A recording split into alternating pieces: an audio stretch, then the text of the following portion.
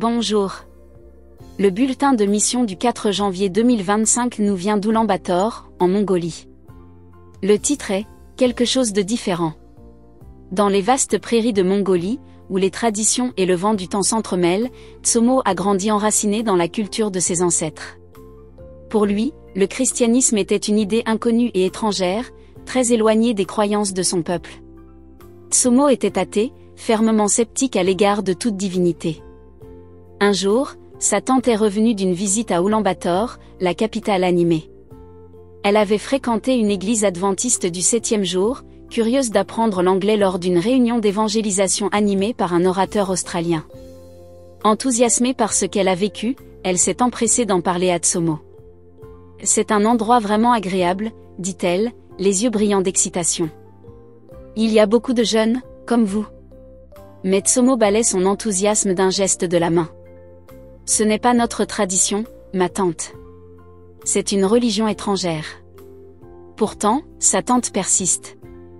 Elle parle de la musique, des guitares et de la chaleur des gens.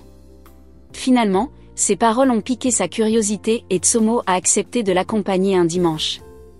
En entrant dans l'église, Tsomo a ressenti un sentiment de paix inhabituel. L'orateur australien, ainsi que ses compagnons, l'ont captivé. La musique résonnait dans son cœur et les sourires des gens le touchaient profondément. Pour la première fois, Tsomo ressent quelque chose qu'il ne peut expliquer. Ces gens sont vraiment gentils, pensa-t-il. L'église devint un lieu qu'il visitait souvent, chaque visite renforçant sa conviction grandissante. Bientôt, Tsomo devint adventiste, son cœur s'enflammant d'un nouvel amour pour Jésus. Mais cet amour s'accompagnait d'une question, comment le partager ?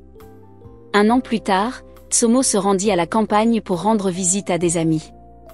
Les adolescents locaux, qui connaissaient ses anciennes habitudes, ont remarqué une transformation en lui.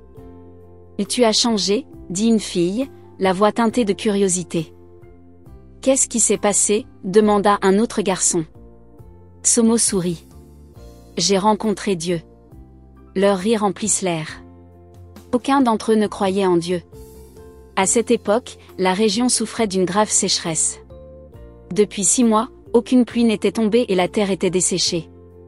Les adolescents, intrigués par la foi de Tsomo, décident de la mettre à l'épreuve.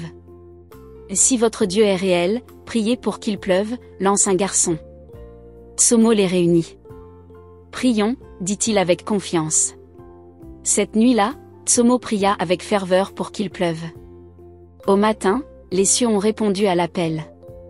Une légère bruine s'est transformée en averse, détrempant la terre sèche. Les adolescents, stupéfaits, coururent vers Tsomo.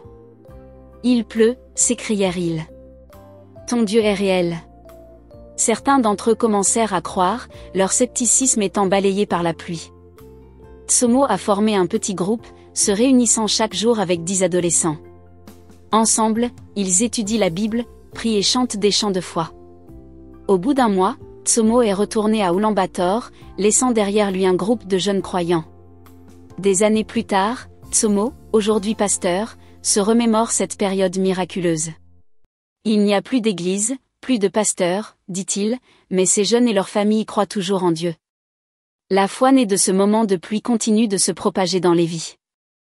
Aujourd'hui, alors qu'un nouveau centre de loisirs pour enfants est en cours de planification à Oulan-Bator, une nouvelle génération aura la chance de découvrir le Dieu qui répond aux prières et change les cœurs.